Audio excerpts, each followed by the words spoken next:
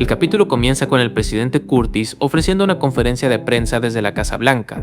Como de costumbre, responde preguntas relacionadas con política, su apariencia, su voz e incluso aspectos personales, demostrando la naturalidad con la que acostumbra atender a los medios antes de dar por terminada la conferencia. Cuando Curtis se dispone a regresar a su oficina, una reportera llamada Banks intenta acercarse para realizarle una entrevista más personal. Sin embargo, el agente presidencial O'Doyle le impide el paso y le informa que nadie puede hablar directamente con el presidente sin autorización previa. Banks utiliza una extraña tecnología integrada en su cuerpo para acceder instantáneamente a la información de O'Doyle. Revela que en el pasado fue acusado de homicidio, aunque él explica que aquellos cargos fueron retirados porque todo había sido consecuencia de un enorme malentendido. Al escuchar la discusión, el presidente Curtis interviene para averiguar qué sucede. Banks intenta nuevamente entrevistarlo, pero Curtis sospecha de inmediato que alguno de los presentes podría ser un doppelganger, ya que afirma conocer perfectamente cómo suelen infiltrarse entre los humanos. Uno de los periodistas comienza a hacer preguntas sobre esos supuestos doppelgangers. Curtis observa detenidamente su gafete y descubre que el reportero dice ser especialista en esa clase de criaturas,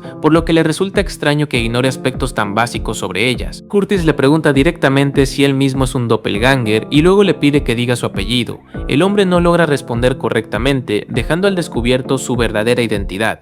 Sin perder tiempo, O'Doyle interviene y elimina inmediatamente al infiltrado antes de que represente una amenaza. Más tarde, Curtis reúne en su oficina a quienes serán sus nuevos compañeros de trabajo. Allí se presenta formalmente a O'Doyle, un agente mitad reptiliano con habilidades sobrehumanas, y a Banks, una mujer mitad cyborg capaz de acceder prácticamente a toda la información digital existente. Mientras los tres conversan sobre el nuevo equipo que formarán, la secretaria presidencial informa que un supuesto agente de la CIA insiste en hablar urgentemente con Curtis. El hombre recibe autorización para entrar y rápidamente demuestra una actitud bastante arrogante frente al presidente. El visitante se presenta como Jack Coughlin, agente de la CIA. Jack critica duramente la seguridad presidencial, afirmando que logró ingresar armado sin ser detectado. Incluso asegura que de haber sido un verdadero asesino, Curtis habría muerto antes de que alguien pudiera reaccionar. O'Doyle inmoviliza rápidamente a Jack, pero este activa un dispositivo que aparenta ser una poderosa bomba capaz de destruir toda la Casa Blanca. Ante la posible explosión, el equipo evacúa inmediatamente al presidente para ponerlo a salvo,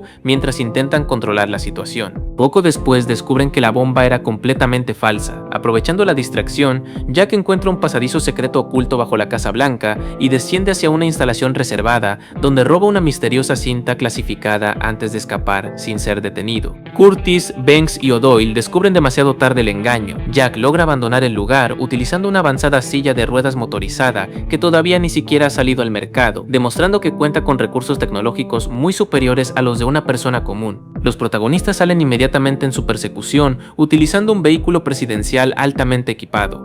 Sin embargo, Doyle demuestra que no necesita ninguna clase de automóvil, pues gracias a su fisiología reptiliana desarrolla una velocidad extraordinaria que le permite alcanzar fácilmente a Jack. Incluso cuando varios agentes de la CIA llegan en una furgoneta para rescatar a Jack, O'Doyle consigue impedir su escape. La situación demuestra que el gobierno posee numerosos protocolos secretos para ocultar cualquier incidente comprometedor sin que la población llegue a sospechar lo ocurrido. Después de recuperar la cinta robada, Banks pregunta qué contiene un material tan importante como para provocar semejante operativo. Curtis decide mostrarle su contenido y revela que se trata de la grabación auténtica del primer alunizaje realizado por la humanidad. Banks se sorprende al escuchar que existen dos versiones del histórico alunizaje. Curtis le explica que la grabación difundida al público fue editada, mientras que la cinta original permanece clasificada debido a los acontecimientos secretos registrados durante aquella misión espacial. Tras revelar un secreto de semejante magnitud, la secretaria pregunta discretamente si debe eliminar a Banks para proteger la información presidencial.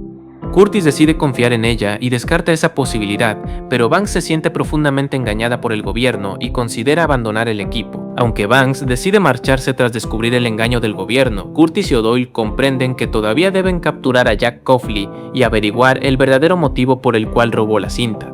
Para lograrlo, preparan una trampa utilizando información clasificada como señuelo para obligarlo a aparecer. El plan consiste en hacer creer a la CIA que el presidente está dispuesto a entregar otras cintas con secretos presidenciales. Jack cae en la trampa y aparece para apoderarse del material. Sin embargo, durante el operativo Curtis queda expuesto y está a punto de perder la vida. En el último momento, Banks decide regresar para ayudar al equipo. Junto con O'Doyle, consigue salvar al presidente y capturar finalmente a Jack. Gracias a ello, Banks comprende que aún puede confiar en sus compañeros y decide permanecer dentro del grupo presidencial. Ya en la guarida secreta de la Casa Blanca, Jack es interrogado sobre el verdadero interés de la CIA en la cinta del alunizaje. Al principio nadie encuentra nada extraño en la grabación, pero Jack les pide ampliar la imagen utilizando el modo panorámico para observar un detalle oculto. Al ampliar la grabación, descubren una impactante escena. Durante el supuesto primer alunizaje, un grupo de científicos dejó sobre la Luna una esfera que contenía varios bebés modificados genéticamente.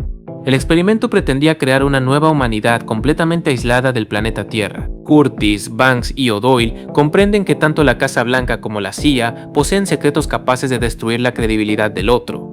Ninguna organización puede revelar la verdad sin exponerse también, por lo que ambas partes terminan aceptando mantener silencio sobre sus respectivos proyectos secretos. La curiosidad del presidente termina imponiéndose. Decide viajar personalmente a la Luna para descubrir qué ocurrió con aquellos bebés abandonados hace tantos años. Como el gobierno no dispone de una nave autorizada para realizar la misión, Curtis propone pedir ayuda a un viejo conocido. El equipo visita a Rick y Morty para solicitar una nave espacial. Rick acepta prestársela sin mostrar demasiado interés en la misión, incluso bromea diciendo que ya era hora de que el presidente tuviera su propio spin-off y duda que la aventura consiga durar demasiados episodios. Gracias a la tecnología de Rick, Curtis, Banks y O'Doyle llegan rápidamente a la Luna. Allí descubren una pequeña base construida en medio del satélite, fabricada con piezas que parecen pertenecer al antiguo módulo utilizado durante la primera misión espacial de la humanidad.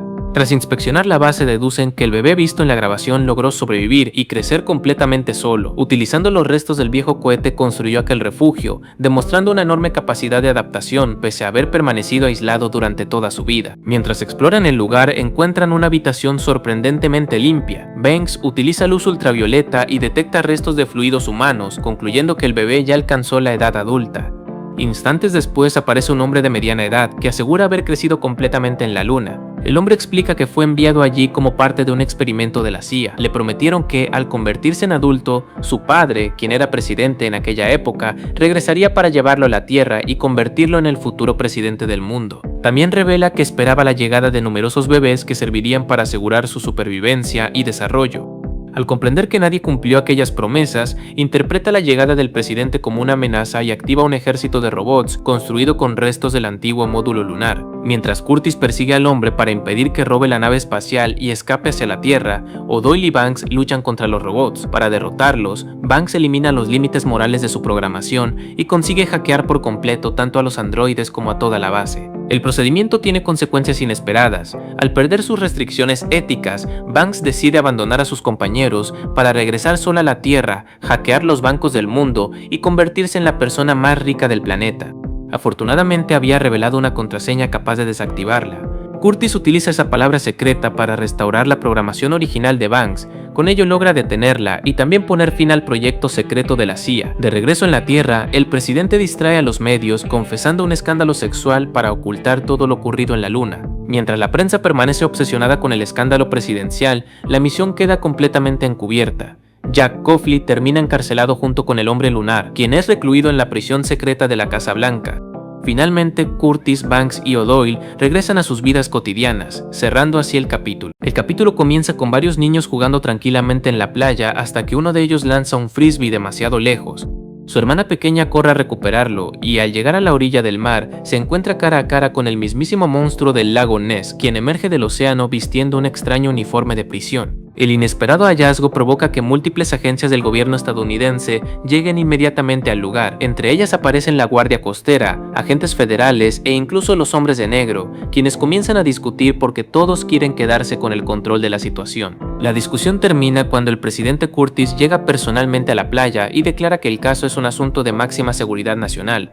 Gracias a su autoridad, toma el control absoluto del operativo y ordena trasladar al monstruo mientras investiga de dónde logró escapar. Ya en la Casa Blanca, Curtis conversa con Banks y O'Doyle acerca del extraño uniforme que llevaba Nessie. El presidente explica que no pertenece a una prisión común, sino al Triángulo, una gigantesca prisión para monstruos y entidades paranormales ubicada en el Triángulo de las Bermudas. Curtis comenta que últimamente las fugas de criaturas se han vuelto demasiado frecuentes para ser simples accidentes. Debido a ello, sospecha que existe un traidor dentro de la prisión, posiblemente un guardia o incluso el propio director, por lo que decide organizar una investigación completamente encubierta. El plan consiste en infiltrar a O'Doyle como si fuera un nuevo prisionero paranormal gracias a su condición de reptiliano, mientras que Banks y el presidente acudirán oficialmente como inspectores gubernamentales para revisar el funcionamiento de toda la instalación sin levantar sospechas. O'Doyle es transportado en barco junto a numerosos monstruos capturados, mientras que Curtis y Banks viajan en un avión piloteado por la legendaria Amelia Earhart. Banks queda fascinada al conocer a una de sus mayores heroínas, quien demuestra por qué es considerada la mejor piloto del mundo. Después de lanzarse en paracaídas sobre el triángulo, los protagonistas son recibidos por el director Ken Jeffrey. El hombre simpatiza inmediatamente con Curtis al descubrir que ambos sirvieron como marines, por lo que decide ofrecerles personalmente un recorrido completo por toda la prisión. Durante la visita observan una enorme instalación repleta de celdas donde permanecen encerrados monstruos de toda clase, incluyendo fantasmas, criaturas sobrenaturales e incluso Drácula. Además, los guardias cuentan con armamento especializado para contener cualquier intento de fuga. Ken reconoce que recientemente han ocurrido varias fugas, pero asegura desconocer quién está ayudando a los prisioneros. Incluso agradece la presencia del presidente, convencido de que la investigación permitirá descubrir al responsable que está traicionando al gobierno estadounidense. Mientras tanto, O'Doyle almuerza entre los demás prisioneros. Algunos monstruos intentan intimidarlo para demostrar superioridad, pero él derrota fácilmente a cada uno, ganándose el respeto de todos.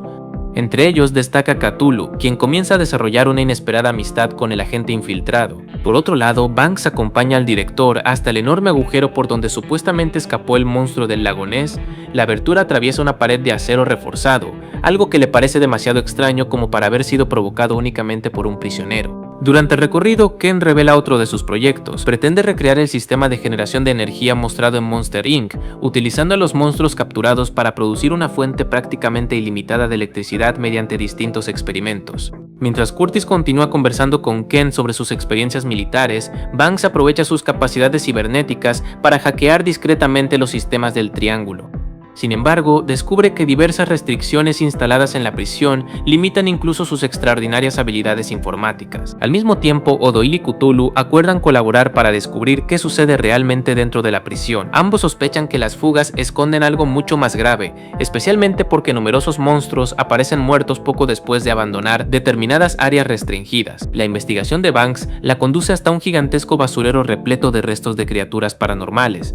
Allí conecta sus sistemas a un viejo androide abandonado y descubre un terrible secreto. Muchos monstruos son ejecutados por los propios guardias debido a la sobrepoblación existente en la prisión. Mientras tanto, Cthulhu le revela a O'Doyle que el monstruo del lago Ness fue llevado por los guardias a un lugar misterioso justo antes de morir. Comprendiendo que existe un asesinato sistemático de prisioneros, O'Doyle decide enfrentar directamente a los responsables. En lugar de responder, uno de los guardias pone a prueba al infiltrado enviándole oleadas interminables de monstruos para combatir. O'Doyle derrota uno tras otro a todos sus adversarios, demostrando que ni siquiera una multitud de criaturas puede detenerlo. Paralelamente, Curtis comparte una reunión informal con Ken.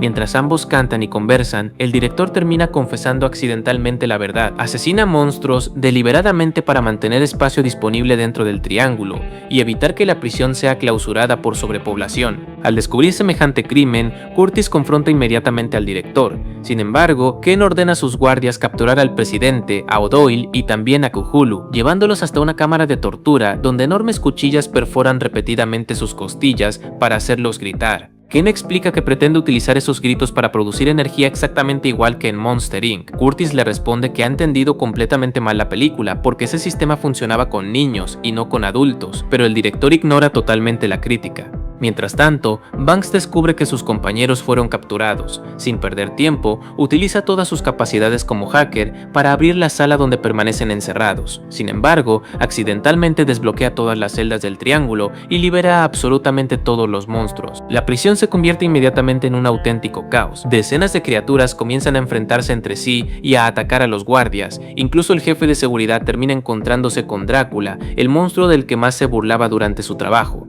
Drácula demuestra ser mucho más peligroso de lo que cualquiera imaginaba. Se transforma en una nube de murciélagos, entra por la boca del guardia y hace explotar su cuerpo desde el interior, vengándose finalmente de todos los abusos que había sufrido. Una vez liberados, Curtis, Banks y O'Doyle intentan capturar al director. Mientras tanto, un automóvil embrujado persigue a Ken impulsado por el profundo rencor que siente contra él, obligándolo a huir desesperadamente por toda la prisión. Durante la persecución, Curtis afirma que muchos monstruos realmente no deberían permanecer encerrados, sino regresar a sus hábitats naturales. O'Doyle coincide parcialmente con esa idea y pone como ejemplo a Cthulhu, asegurando que no todas las criaturas son malvadas. Cuando el grupo intenta abandonar la prisión, aparece un aterrador monstruo devorador de almas. La criatura posee la capacidad de absorber el alma de cualquiera que toque, obligando a los protagonistas a escapar desesperadamente antes de convertirse en parte de su cuerpo. Al llegar al exterior, Amelia Earhart aparece pilotando su poderoso avión y rescata al grupo justo a tiempo. Gracias a su intervención, consiguen derrotar a la gigantesca criatura y finalmente enfrentan al director Ken en el combate definitivo.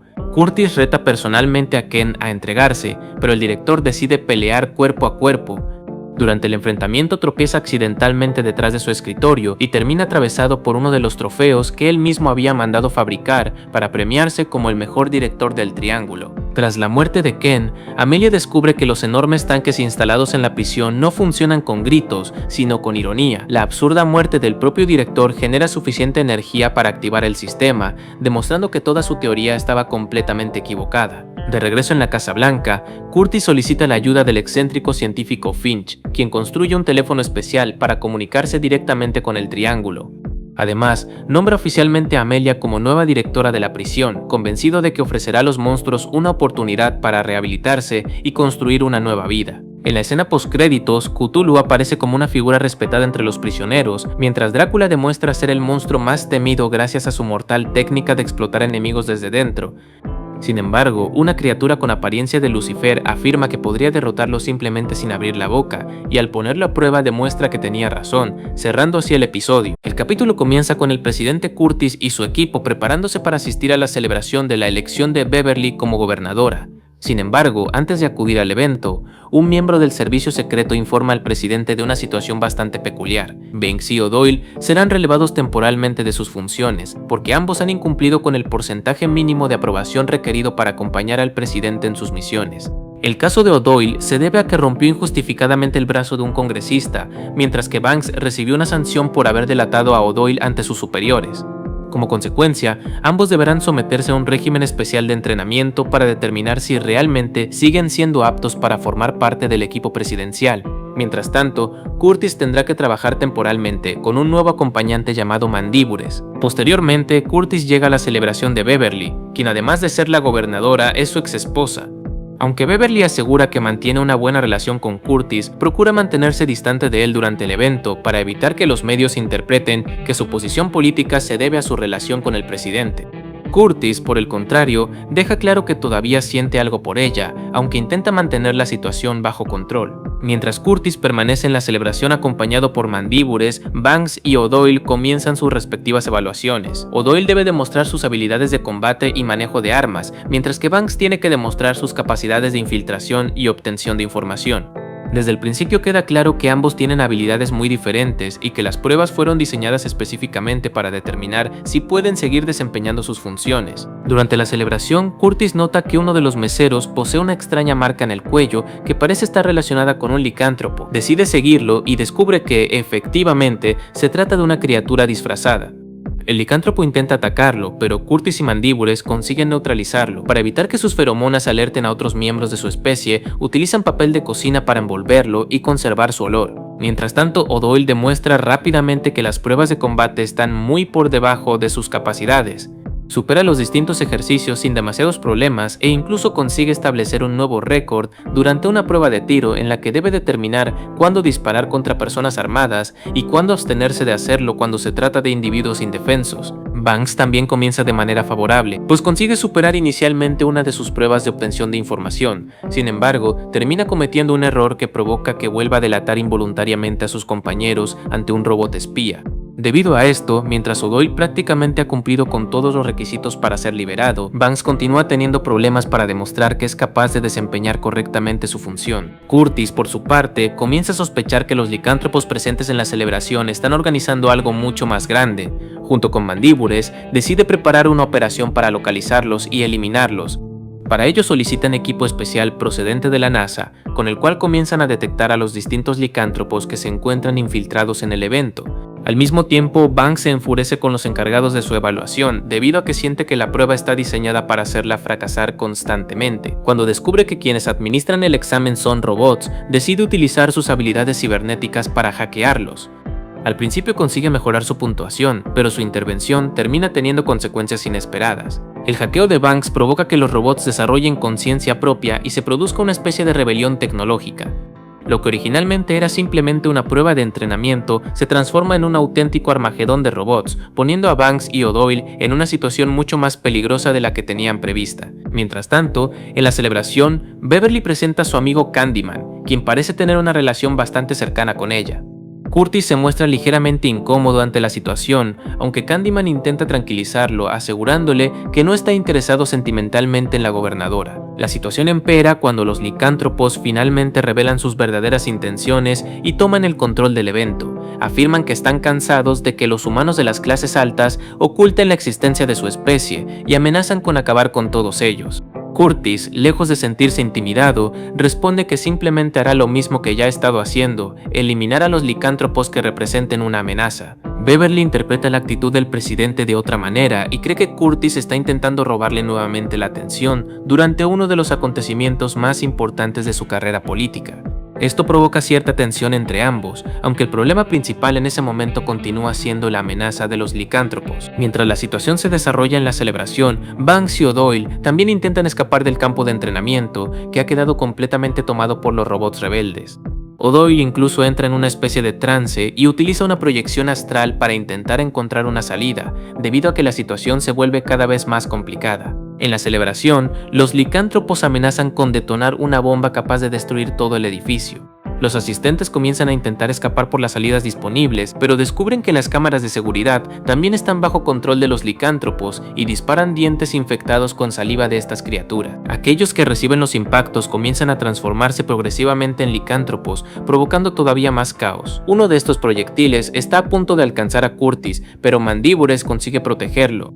Debido a su particular fisiología, Mandíbules puede regenerar sus heridas con rapidez y el veneno licántropo tarda más tiempo en afectarlo. Beverly entonces revela que dispone de una habitación especial donde guarda armas y equipamiento destinado a enfrentar amenazas paranormales. Curtis y Mandíbules se preparan con este equipo para enfrentarse directamente a los licántropos y evitar que la situación termine en una masacre. Mientras tanto, Banks y O'Doyle intentan una última estrategia para escapar del campo de entrenamiento, hacerse pasar por robots. En un primer momento consiguen mezclarse entre las máquinas sin levantar sospechas, pero llevan consigo a Jimmy, un bebé utilizado durante una de las pruebas de O'Doyle. La presencia del bebé termina delatándolos y los robots comienzan a perseguirlos. A pesar de la persecución, ambos consiguen escapar por muy poco. Mientras tanto, Curtis, Beverly y Mandíbules localizan la guarida de los licántropos y se dirigen directamente hacia ella, preparados para el enfrentamiento definitivo. Los licántropos se presentan como los delincuentes más peligrosos de la ciudad y aseguran que acabarán con la humanidad. Curtis y su equipo se enfrentan a ellos utilizando munición de plata, iniciando una batalla bastante violenta en la que los licántropos consiguen ponerlos en dificultades. Sin embargo, cuando la situación parece complicarse, Candyman interviene y utiliza sus poderes sobrenaturales para acabar con los licántropos que permanecían en la guarida.